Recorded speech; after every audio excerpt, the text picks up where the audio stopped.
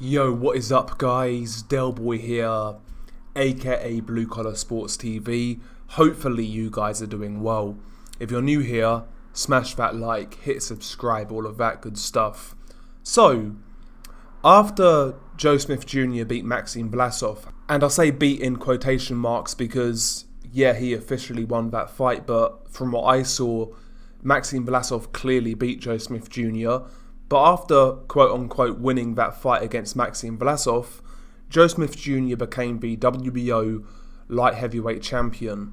And after that fight, all of the noise from Joe Smith Jr., Top Rank, his promoter, was that they were looking to make a unification fight with Artur Beterbiev. Of course, Beterbiev holds the IBF and WBC and lineal light heavyweight championships. However, that no longer appears to be the case. According to various reports online, Joe Smith Jr. is on the verge of signing a 2-fight deal that includes a title defense against mandatory challenger Umar Salamov from Russia, and then a title defense against Daniel Jacobs, a guy who started his career at middleweight and hasn't looked good at 168. You know, this guy looked terrible against Chavez Jr., of all people. Chavez Jr., who then lost to fucking Anderson Silva, the MMA fighter, 472 years old, right? That same Chavez Jr., he looked terrible against Chavez Jr. at 168. Then he fought Gabriel Rosado, a perennial journeyman, good fighter, but a perennial journeyman, and, you know, struggled in that fight. You know, he won that fight by a split decision. Many people felt he lost. Bear in mind, Gabriel Rosado started at, 154 pounds at super welterweight? And Jacobs barely beat him. And here we are.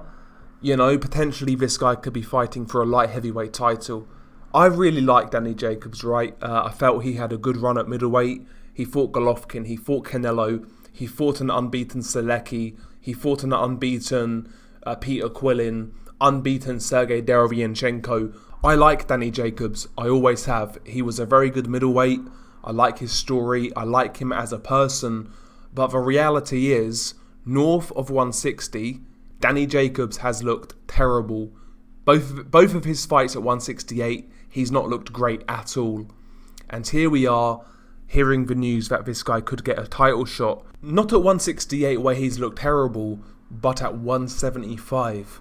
What is all that about, man? Absolutely scandalous as far as I'm concerned. I mean, listen, I would have accepted Joe Smith Jr. fighting Umar Salamov, his mandatory, then fighting Artur Beterbiev. I wouldn't have had a problem with that scenario, to be honest. I would have accepted that, fair enough.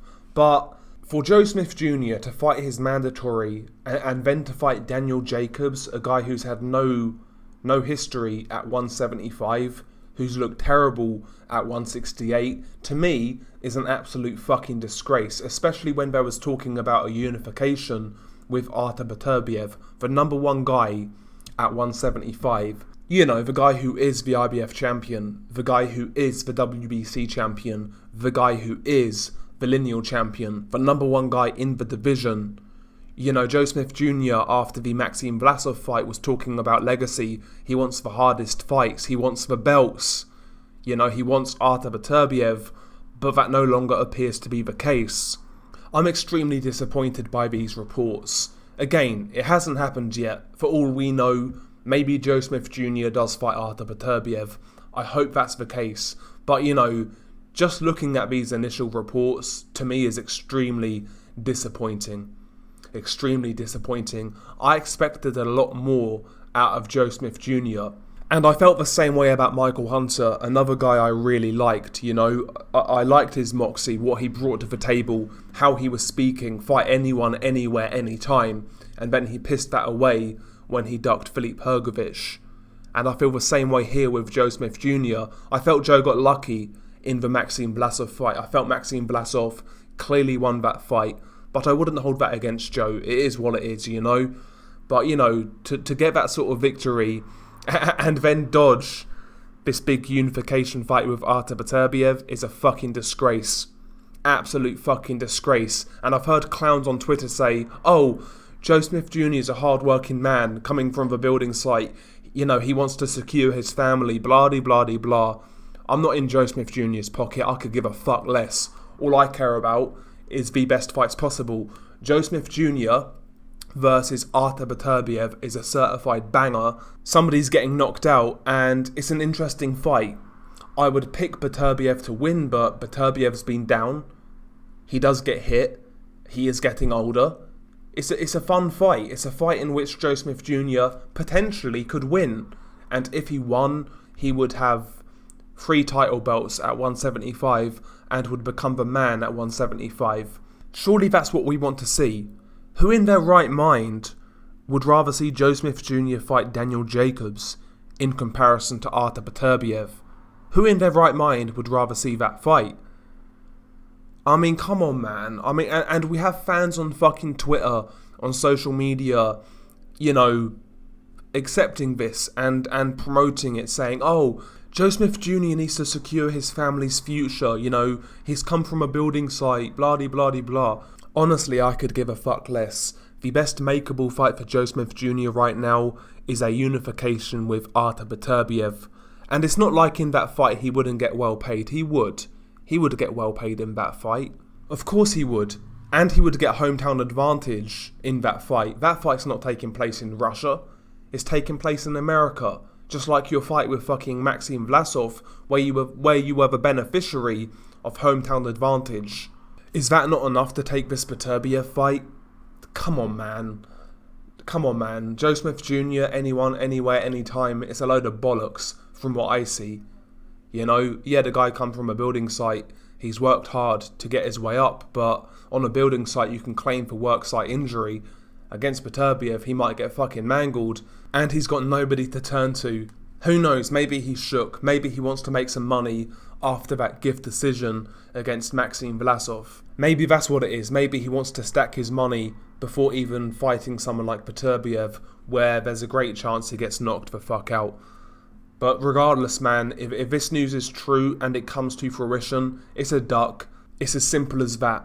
I know everybody loves Joe Smith Jr. and more than likely this guy's going to get a pass, but you know, this is a joke. After Joe Smith's last fight, after Beterbiev's last fight, the noise from Top Rank was that the unification fight would happen, and that was the fight to make next. Yet here we are. I mean, Daniel Jacobs, man.